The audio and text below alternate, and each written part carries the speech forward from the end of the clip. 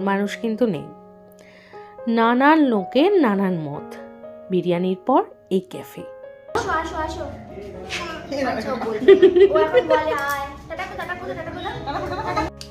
ওখানে তো যাওয়ার ইচ্ছা ছিল, কিন্তু ভালোবাসা মন্দবাসা দুটো নিয়েই কিন্তু সোশ্যাল মিডিয়াতে কাজ করে। খুবই বেশি আনন্দিত কারণ আন্টি আসবে। আমাদের এক্সপিরিয়েন্সটা কিন্তু অনেস্টলি শেয়ার করব। আন্টিকে দেখে আমার পিসির কথা মনে পড়তো। একটা কথাই বলবো, তুমি কিন্তু আমাদের পোলাও আর হান্ডি চিকেন যে কম্বোটা আছে তোমরা কিন্তু টেস্ট করতে পারো।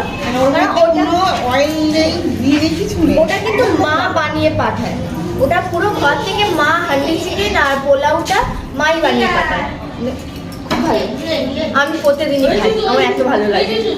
তোমাদের কি মনে হয় এই খাবার একটা লাস্ট স্টেজ ক্যান্সার পেশেন্টের খাওয়া যায়? আর তার মুখে কি স্বাদ লাগে?